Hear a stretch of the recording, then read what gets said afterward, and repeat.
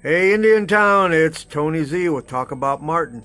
We're here with Miss Thelma Waters, and we're wanting to congratulate her on the award she was just granted for the Florida Women's Hall of Fame for the life that she's lived.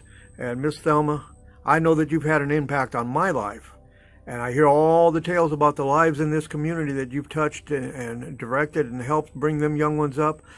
I'd just like to put this out. I want you to know this will go out to where everyone can congratulate you and comment on you and what they know about you, okay, and their love for you. But I'd like to hear your words of wisdom as to how we can continue on carrying this, living a life that's worth living and making an impact on the community. So do you have any thoughts you'd like to share with us?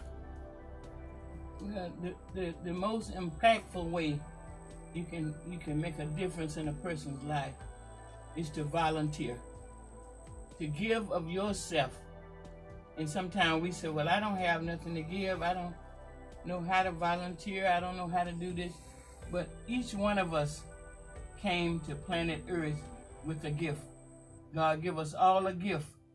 You may not know what yours is, but if you search it and look hard enough within yourself, you can find out what it is. Something that you can do to benefit or help somebody or enrich another person's life. And especially as Christians, we're supposed to be the hand and feet of God. He's not going to do everything, but he wants us to get involved and touch a person's life. He said we're the salt of the earth and we're the light of the world. So if we're the salt, we're supposed to be trying to help save somebody. And then if we are lights, we are in this world, it's so dark, Christians have to have their lights on for the ungodly and the unsaved can see how to come out the darkness into the marvelous light. And you can encourage anybody. Sometimes it's with words, sometimes it's just with your life. The thing that you do every day. You think nothing of it, but somebody is watching everybody's life. They're watching what you do, what you say, where you go, how you go. Sometimes it's good and sometimes it's not but good. And sometimes it's perceived as good when it's bad, and sometimes it's perceived as bad when it's good. But the best thing you can do to help anybody is to be a giver of yourself. Least little thing you can do to help somebody may not mean a lot to you at the time, but it means a lot to them. For myself, when I opened up, I said that you and I have done things together, and you've impacted my life. A couple of them are exactly what you're saying. I remember us walking in the breast cancer march. Mm-hmm. I remember us participating together in the cleanup of Booker Park, about 12 years ago, something like that. I remember, what I called the diversity garden up there at the entrance to Booker Park, where we were all planting flowers and praying. And that was all volunteer, exactly what you just said. Mm-hmm. Very impactful. And I get that from my parents. When we were growing up, it was no agencies to do nothing to help you, especially if you were somebody of my color. So we had to help each other. We didn't have a lot of money, but what we had, we shared it with others. We did for each other. And it was always somebody in the community that knew how to help you do whatever you needed done. And everybody would pitch in and help, and we'd get the job done. And that's just the way it works. But it appears that money and trying to get up has taken over people's lives. They don't care about each other. And if there's no money in it, then I don't want to have nothing to do with it. But you miss the mark by worrying about money. Money is limited. It can only do so much. So many things money can't do. What money can't do? If I get plenty of money, no. Money can't bring you a drink of water. Money can't bring you an aspirin if you're not feeling well. Money can't keep you company. It can't talk to you. Can't share with you. Money can't help you get the right person for the job that you may have, because they looking at the money and you looking at the money. And nobody is looking at what's the real thing of being of service to help that person, to be honest with that person. When you have an honest person that deal with you weekly, daily, monthly, however, it just says so much and it means so much. You don't have to watch them. You don't have to worry about where you put this and where you put that. And as you age, you forget where you put stuff anyway, so you won't know if they got it or didn't get it. But All right. it makes a difference when you have an honest person that's gonna do right regardless. Whether you watching me or not watching me, I'm gonna do what's right because it's right. That's called integrity. Mm-hmm. That is called integrity, honesty. Good. All right. Words of wisdom from one of the wisest people I have ever met. I want to thank you, Miss Thelma. I want to thank you for the impact on my life. I want to thank you for the life that you've lived here in Indiantown and in the community. And congratulations on this award. I have really tried to make a difference. When I was worrying about daycare, we didn't have no daycare.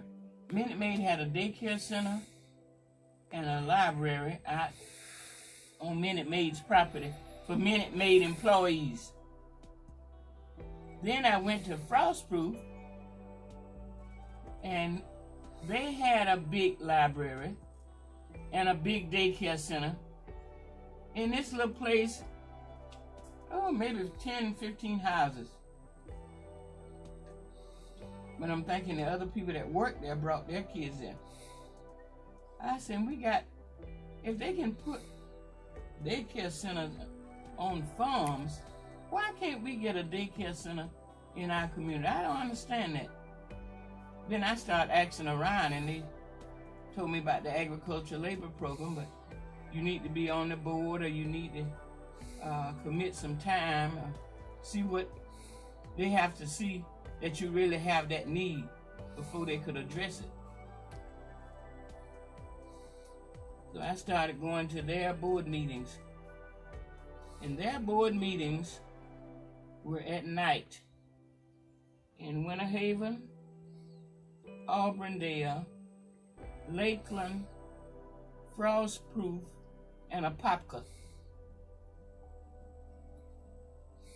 I started attending those meetings.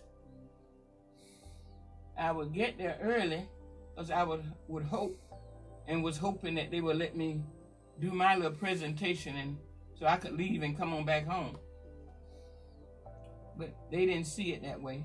Mm-hmm. And they, after about midways of the meeting, they would serve a dinner. Because most of these folks that worked, that was workers, was on the boards. So they would leave their job and come straight to the meetings. Then they would serve a meal, then we would go back into the meeting. Sometime on my way home, it would be 1 o'clock, 2 o'clock a.m. in the morning. I'm getting to Yeehaw Junction on my way home. And I remember sometime pickup trucks would come so close on the back of my car, I couldn't even see their headlights. And me out there, I'm scared. And I said, well, I'm doing 60, but that was the speed. And I didn't want to get no tickets and nobody stopping me. I said, but I got to move from here because I don't know who that is back then. I can't tell what's going on. We didn't have cell phones and all this stuff then. You just out there by yourself. And I would ease up to about 80 coming through from Yeehaw Junction to Okeechobee. Then when I get to Okeechobee, I got to cut way back down with the mileage and the speed to make sure I didn't get stopped. Because you're going to be stopped just about look like for anything. But I would be praying, singing, and thinking about getting home and getting home safe. And most nights, my family didn't even know what time I got home. When I get home, my husband and children in the bed sleep. It's 2 or 3 o'clock in the morning, sometime later. But through all of that, I just saw the hand of God. And the more I went, and the more I talked, and the more I explained and expressed about our needs and stuff, the more it looked like it would be 1 or 2 that really seemed to listen more. So I would always focus on those board members that seemed to take what I was saying as interest, and I would make my appeal mainly to them. But it took a while, but we did get daycare centers. All right. We got Head Start centers. Yes, I've heard about this. And I worked for Okay. East Coast Migrant for, I think it was close to 20 years. That was the best job I had. I love the job of working with children and families. And to me, it just looked like you were pouring so much into the families and into the children. And it meant so much in this community that we had something like that. ALPI was a Title 20 program. It's state operated. Mm-hmm. So they don't have the funds like the Head Start, because Head Start is federally funded. So you have money to do the things you need to do. And it made such a difference, and it made an impact. And it just, I just enjoyed that. And it just meant a lot. I've had a lot of jobs, did a lot of things. Some jobs paid decent, some didn't, but I didn't stop. I kept working, kept volunteering and giving of myself. And as I gave of myself, as I poured out what God gave me, He poured into me, poured into my family, and we are who we are because of God. There is a very old saying that I learned as a young man, and that is, perseverance will prevail. And you are a living example of that, in my opinion, of what I've heard and know of you. You are a living example of exactly that. Okay, Miss Thelma, I thank you for your time here. I thank you for sharing with us.